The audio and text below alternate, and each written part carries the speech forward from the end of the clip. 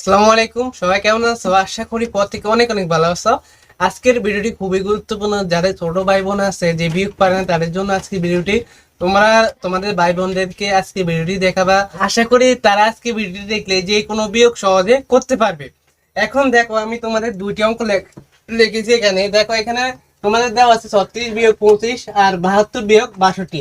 এই বিয়োগগুলো অনেকে পারো, আবার অনেকে পারো না। যারা পারো না তাদের জন্য আজকের ভিডিওটি। তাহলে এখন দেখো, এখানে আমাদের আছে 5, এখানে আছে 6, এখানে আছে 3, এখানে আছে 2। এখন আমরা এই বিয়োগ গুলা কিভাবে করব? তাহলে এখানে দেখো 5 আছে, 6 হবে কত হলে? এখানে ধরো তোমার কাছে 5 টাকা আছে, আর তোমার কাছে ধরো তোমার কাছে 6 টাকা আছে, আর তোমার বন্ধুকে 5 টাকা দিয়ে দিলা, তখন তোমার কাছে কয় টাকা থাকবে? এরকম ভাবে অঙ্কটা করা যায়।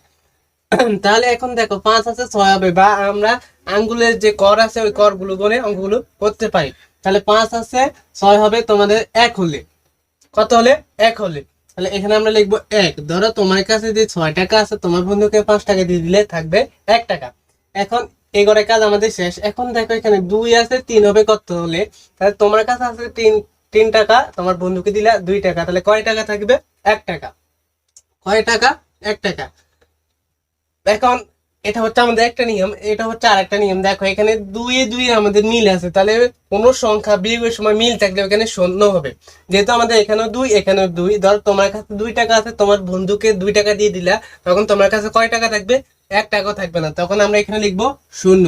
কোনো সংখ্যা বিয়োগের সময় মিল থাকলে তখন আমরা লিখবো শূন্য। ধরো এখানে আছে 5, এখানেও আছে 5, এই বিয়োগটা করলে আমাদের এখানে বিয়োগফল হবে শূন্য। কারণ কি? তোমার কাছে আছে 5 টাকা, তোমার বন্ধুকে দিয়ে দিলা 5 টাকা, তাহলে কয় টাকা থাকবে? শূন্য টাকা থাকবে। তারপর এখানে লক্ষ্য করো, এখানে তোমার কাছে আছে 7 টাকা, তোমার বন্ধুকে দিলে 6 টাকা, তাহলে কয় টাকা থাকবে? তোমার তোমার কাছে আছে 7 টাকা, আর তোমার বন্ধুকে দিলে 6 টাকা, তাহলে থাকবো 1 টাকা। কয় টাকা? 1 টাকা। তাহলে আমরা এখানে লিখবো 1। এ হচ্ছে আমাদের একটা নিয়ম। এখন যদি আরেকটা নিয়ম দেখি আমরা, ধরো যে 60 আর এখানে আছে 25, এই বিয়োগটা একটু ভিন্ন নিয়ম। দেখো, এখানে আছে 5, এখানে আছে 0, এখানে আছে 6, এখানে আছে 2। তাহলে এখানে 5 আছে নিচে আর 0 হচ্ছে আমাদের উপরে। এখন যেহেতু উপরের সংখ্যাটা আমাদের ছোট, নিচের সংখ্যাটা অনেক অনেক বড়, 5 আর 0 থেকে অনেক বড়, 0 থেকে 5 অনেক বড়।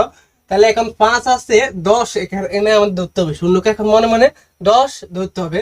তাহলে 5 আছে 10 হবে কত হলে? তাহলে তোমার কাছে আছে ধরো এখন 10 টাকা, তোমার বন্ধুকে দিলে 5 টাকা, কয় টাকা থাকবে? 5 টাকা। এখন তোমরা কিভাবে বুঝবে? দেখো, এখানে তোমাদের মনে মনে 10 ধরতে হবে। তাহলে আমরা 5-এর পর থেকে যে আমাদের আঙ্গুল আছে, আঙ্গুলের কর গুনবো। দেখো, 5-এর পর থেকে 6, 7, 8, 9, 10। তাহলে আমাদের এই 5 করে মিলছে, তাহলে আমাদের এখানে হবে 5। কত হবে? 5। এখন যেহেতু এখানে আমাদের 10 হয়েছে, তাহলে আমাদের হাতে আবার 1 আছে। 10 হলে, 11 হলে, 13 হলে, 12 হলে আমাদের হাতে 1 থাকবে। তাহলে দেখো, হাতে যে 1 আছে, 2 আর 1 3, ওই হাতে 1 আছে, 2 আর 1 3। এখন এখানে হচ্ছে তোমার 2 না, এখন মনে মনে তোমার কত আছে? 3। 3 আছে, 6 হবে কত হলে? তাহলে আমরা আবার 3-এর পর থেকে গুনবো, দেখি কত গুনলে আমাদের যে 6 হয়। 4, 5, 6, তাহলে 3 কর হয়। এই যে 4, 5, 6, তাহলে কয় কর? 3 কর। তাহলে এখানে আমরা লিখবো যে 2 নিচে লিখবো 3। অবশ্যই তোমরা বিয়োগ, যোগ, গুণ, ভাগ করার সময় সংখ্যা নিচে সংখ্যা বসাবে, তা না হলে তোমাদের অঙ্কগুলো দেখতে সুন্দর দেখাবে না। আর যখন আমাদের গুণের সময় যোগ করতে হয়, যোগগুলো মিলবে না। আবার ভাগের সময় বিয়োগ করতে হয়, ভাগের অঙ্কগুলা বিয়োগগুলা মিলবে না। আর এখানে যখন বিয়োগ করবা তখনও সংখ্যা নিচে সংখ্যা বসাইতে হবে। এখন যদি আমরা এটার আরেকটা ব্যতিক্রম নিয়ম করি, দেখো, এখন ধরো তোমাদের এখানে আছে যে 70, না 70 না, এখানে ধরো 75 আছে। কত আছে? 75। আর নিচে আছে ধরো যে 30। এখন এই অঙ্কটা কিভাবে করব? তাহলে এখন এখানে লক্ষ্য করো, এখানে আমাদের উপরে ছিল 0, এখানে নিচে ছিল 5। এখন উপরে আছে 5, নিচে আছে 0, উপরে আছে 7, নিচে আছে 3। এখন আমাদের উপরের সংখ্যাটা বড়, অনেক অনেক বড়, আর নিচের সংখ্যাটা ছোট। এখন কি আমরা নিচের সংখ্যাটাকে মনে মনে 10 ধরতে পারবো? কখনো না, মনে মনে আমরা 10 ধরতে পারবো না। তাহলে এখন 0 আছে, 5 হবে। ধর তোমার কাছে 5 টাকা আছে, তোমার বন্ধুকে 1 টাকা দিলে না, 0 টাকা দিলে, তাহলে কয় টাকা থাকবে তোমার কাছে? তখন 5 টাকাই থাকবে। কয় টাকা? তাহলে আমরা এখন লিখবো এখানে 5। কত লিখবো? 5। এখন তোমার কাছে আছে ধরো 7 টাকা, এখানে দিলা 3 টাকা তোমার বন্ধুকে, তাহলে কয় টাকা থাকবে? তাহলে আমরা 3-এর পর থেকে গুনবো, দেখি গুনলে আমাদের কত ঘর পর্যন্ত গেলে আমাদের 7 হয়। তাহলে দেখো 4 5 6 7, তাহলে কয় ঘর হয়? 4 ঘর। কত? এই যে 4 5 6 7। তোমাদের যে হাতে আঙ্গুল আছে, এক আঙ্গুলে তোমাদের 4টা কর আছে। কয়টা আছে ক?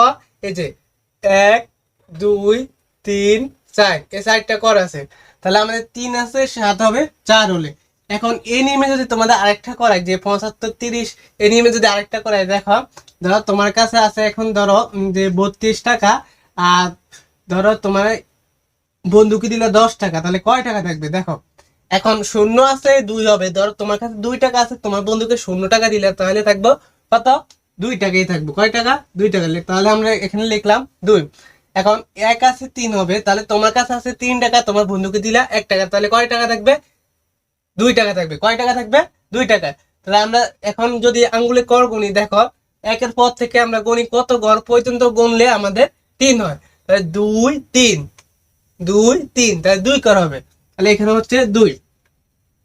তাহলে আমরা অ্যান্সার পেয়েছি 22, বিয়োগফল পেয়েছি 22, প্রথমটা পেয়েছি 11, তারপরে 10, তারপরে হচ্ছে 35, তারপর 45, তারপরে 22। এই যে তোমাদের এই 5টা অঙ্ক করাইছি, সবগুলো হচ্ছে তোমাদের এক একটা নিয়ম, ব্যতিক্রম নিয়ম। এখন আমি তোমাদের ধরো যে 2টা বাড়ি কাজ দিব হোমওয়ার্ক, তোমরা এই 2টি করে অবশ্যই কমেন্ট বক্সে উত্তর জানিয়ে দিবা, আমি তোমাদের পর থেকে কমেন্ট করবো। তাহলে এখন তোমাদের 2টি বাড়ি কাজ খাতায় উঠিয়ে রাখো তোমরা, যে এখানে 80 আর হচ্ছে 42, একটা বাড়ি কাজ। আরেকটা হচ্ছে 68 32, এই 2টা বাড়ি কাজ তোমরা করে তারপরে কমেন্ট বক্সে উত্তর জানিয়ে দিবা। আজকের ভিডিওটি এখানে শেষ করছি। ভিডিওটি ভালো লাগলে অবশ্যই লাইক করে দিবা, আর ভিডিওটি দেখার জন্য সকলকে ধন্যবাদ। সবাই ভালো থাকবা, সুস্থ থাকবা। আল্লাহ হাফেজ, আসসালামু আলাইকুম।